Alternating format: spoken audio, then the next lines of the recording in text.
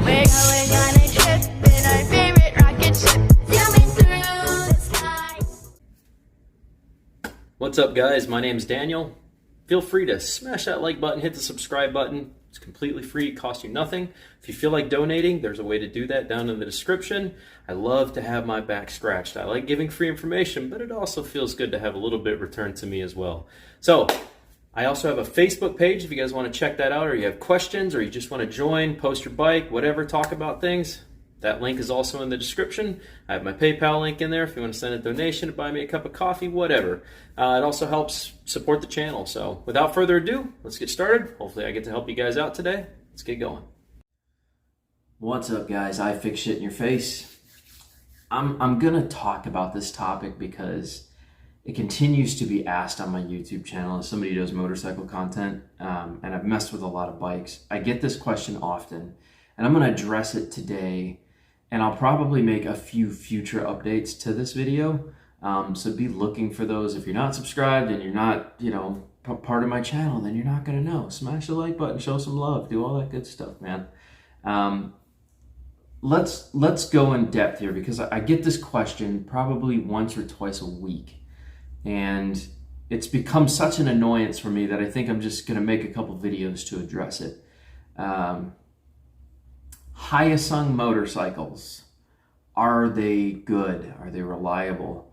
So I'll give you a little background history on the company Hyosung themselves. They're actually based out of Korea, and they've been producing motorcycles, I want to say, since like 1978. I don't think it was motorcycles initially. I think it was scooters, small platform, small displacement platform stuff. And they used to be reliable. They used to be a very reputable company, okay? It seems to me that they were very reputable up until about 2007.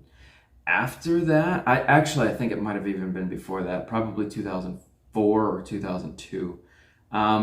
They started doing things that cheapened them out, kind of almost felt going Chinese route. They started using cheaper components, cheaper wiring looms, cheaper CDI systems, cheaper engine mold casting. And unfortunately, when they did that, I get it, they're trying to cut costs, and they've always been a company that's tried to be dedicated to reliability at a lower price tag, okay? That was Hyosung's initial mission. But I feel like at some point they strayed away from that over cost.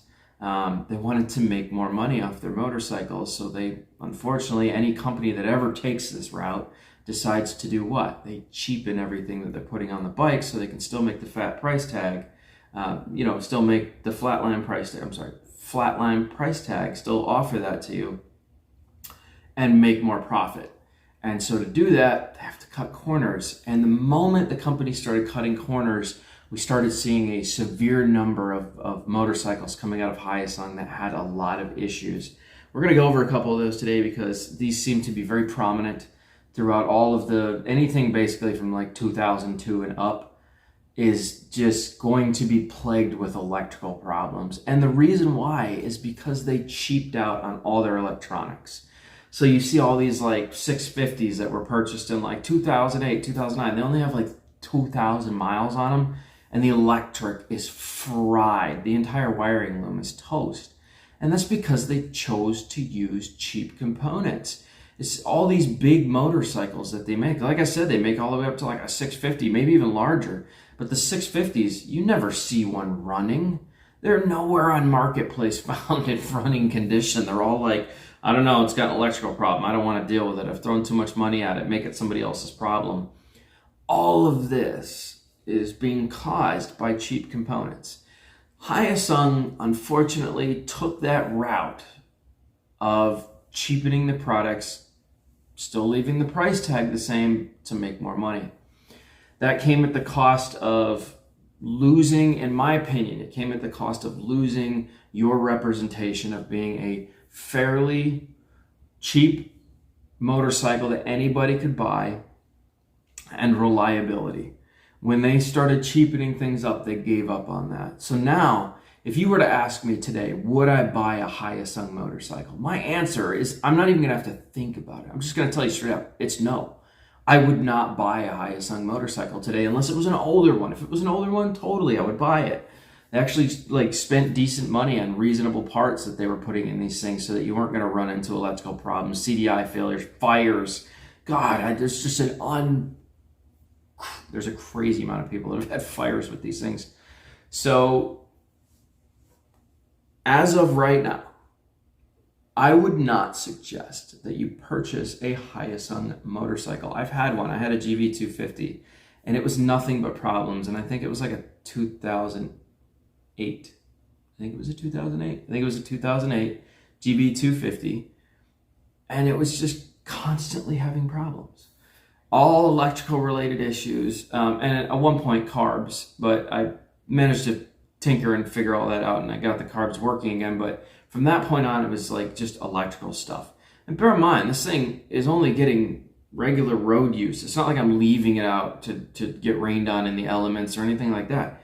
It's vibrations, micro vibrations in the frame and everything just caused the cheap wiring that they put in there just to give up early. You know, I don't even think they were using the right wiring inside these wiring looms. Whoever they were getting them from, whoever was manufacturing them, I don't think they were the right gauge for the electronics they're trying to run. So what ends up happening is because they're the wrong gauge, there's a bunch of resistance that's created. The wiring melts and then it creates a fire, and then you start having all sorts of problems and part failure across the board. That would be from cheapening out. Once again, you create electrical resistance, you get heat. And when you get heat, you get melting components, and when you get melting components, you get fires and bikes that don't want to run, and all the electrical starts bonding until it starts frying everything. So I honestly, if I was you, I would just avoid Hyosung motorcycles until the company steps up to the plate and starts representing themselves like they used to, being a reputable company known for putting out reasonably priced products that are reliable. Even if they have to increase the price due to inflation and everything else going on, I bet they can still make motorcycles cheaper than most of the three big name brand companies like Suzuki, Honda, Yamaha, so on and so forth. I can't see them not being able to still produce a reliable bike for under what these large companies are still selling for and still make profit. But as of right now, I would avoid Hyosung motorcycles. And I hate to do this because these videos don't really help the company sell things, and I don't want to see Hyosung disappear. I want to see them, hopefully this video, when they watch these videos, they go, we need to do something, guys. We are losing our company quickly. I hope they see this and they really stop and think about what they're doing, because like I said, I don't know who's running the company now, but in 1978, that person knew what they were doing and they built good, reliable motorcycles. And now they're not good, reliable motorcycles. And the only way to change that is to alter the way that you're doing things at your company. So you want us to buy your bikes again? You want me to say good things about your company?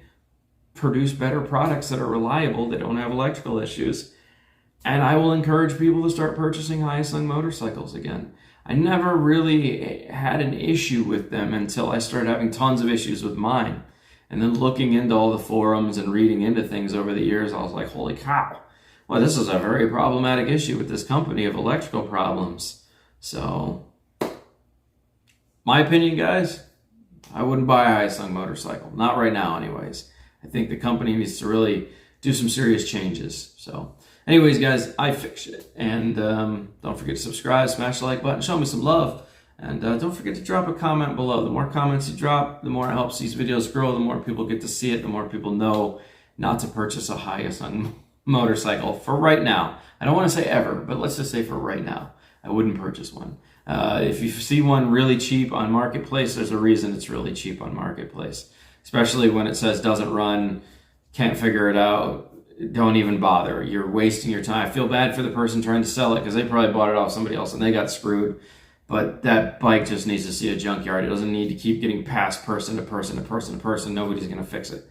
And then everybody's out the money, and that just hurts everybody all the way around. So it's better to just stop it in its tracks if you can. If you see one that has a lot of problematic issues, I wouldn't buy it. If you see one on Marketplace that they're trying to sell it for name brand company pricing, you know, you see a Hyosung 650 or something on there, and they're trying to sell it for name brand company pricing like Suzuki, Honda, Yamaha, It's not worth it. It's not worth it. It's worth half, at least half of what one of their cheap bikes would be. So if they're like, yeah, $3,000, runs and drives great, 2,000 miles on it, doesn't matter.